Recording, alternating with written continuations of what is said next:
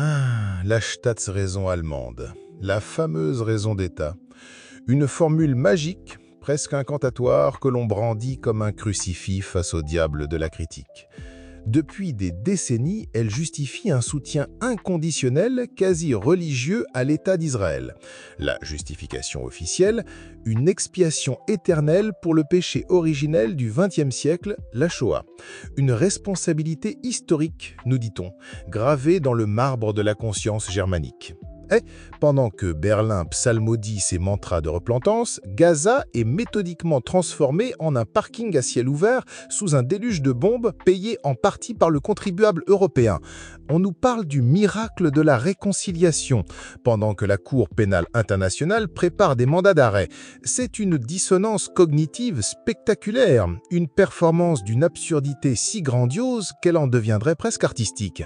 Justifier les crimes de guerre d'aujourd'hui par les crimes contre l'humanité d'hier, il fallait oser. C'est non seulement répugnant, mais c'est surtout, et c'est là que ça devient intéressant, un mensonge. Un mythe. Car cette fameuse raison d'État n'a jamais rien eu à voir avec une quelconque morale, elle est née d'un pacte cynique, d'un marché de dupes conclu sur les cendres encore chaudes de l'Europe, un arrangement que le politologue Daniel Marvecki a méticuleusement autopsié dans son ouvrage, au titre délicieux, « Absolution ». Remontons le temps, 1952. La République fédérale d'Allemagne n'a que 3 ans. Ses ministères, ses tribunaux, son économie sont infestés de cadres du régime précédent, des hommes qui, quelques années plus tôt, organisaient l'esclavage et l'extermination à l'échelle industrielle. La même année, le gouvernement d'Adenauer fait passer la loi 131, une amnistie déguisée qui réintègre ces charmants messieurs dans la fonction publique avec pension de retraite, s'il vous plaît. Et juste à ce moment-là, comme par magie, on signe avec le tout jeune État d'Israël l'accord du Luxembourg. Officiellement, des réparations. En réalité, un deal d'une pureté diabolique. L'Allemagne livre à un Israël isolé et exsangue des machines, des navires, des biens d'équipement, du pétrole.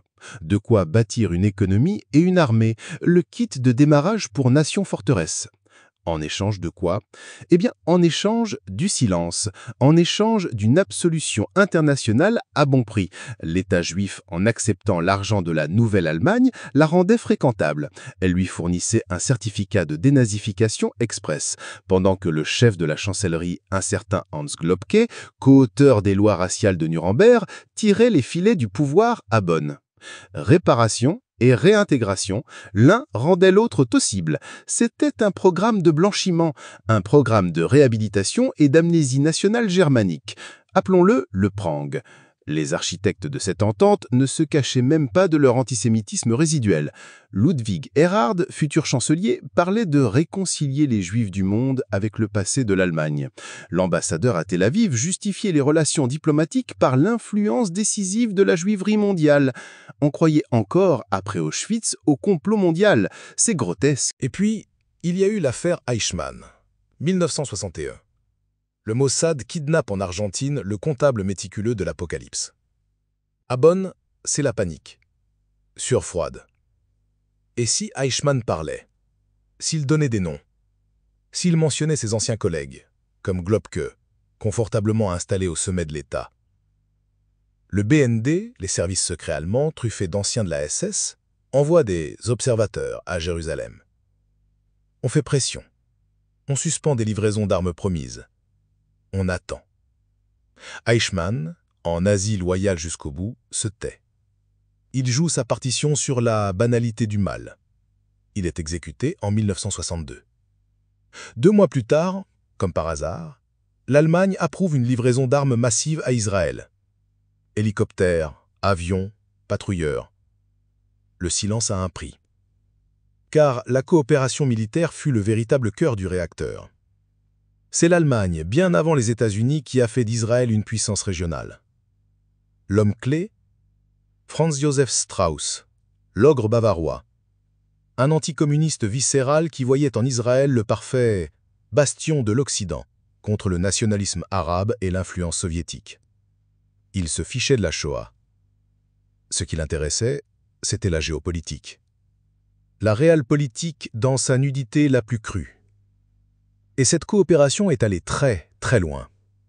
jusqu'au secret le plus radioactif de la République fédérale, la bombe atomique israélienne. Israël a la bombe.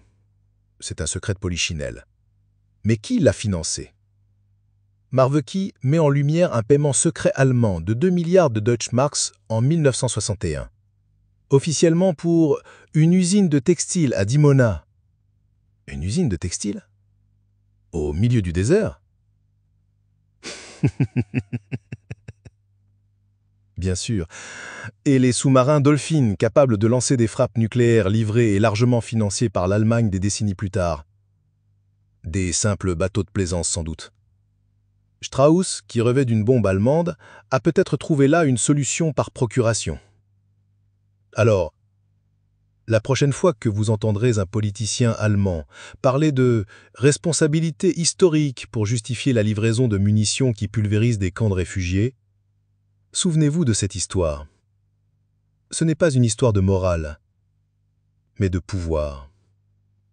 Une histoire de blanchiment de CV, d'intérêts impériaux, de vente d'armes et de secrets nucléaires. Une histoire où le sang des victimes d'hier sert d'encre pour signer les contrats d'armement de demain. L'ironie finale, c'est que l'auteur du livre, après cette autopsie si brillante, hésite à nommer la maladie originelle. Il parle de deux récits, de la nécessité d'une solution à deux États, comme si le sionisme n'était pas dès sa conception un projet colonial ne pouvant s'accomplir que par la force et l'appui d'une puissance impériale. La Staatsräson allemande n'est pas une dette morale. C'est une police d'assurance géopolitique. Et les Palestiniens en paient les mensualités, avec leur vie. Si cette vivisection de la grande hypocrisie vous a semblé rebordative, songez à nous soutenir sur Patreon. Vous y trouverez les notes d'autopsie, le script intégral, les sources pour vérifier par vous-même, et vous pourrez voter pour les prochaines victimes que nous passerons sur la table de dissection. Pour une conversation sans le filtre anesthésiant de la censure, notre canal Telegram vous attend dans les bas-fonds numériques.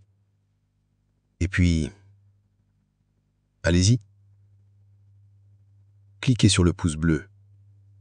C'est le seul geste de soutien qui soit à la fois gratuit et parfaitement dénué de morale. Parfait pour notre époque.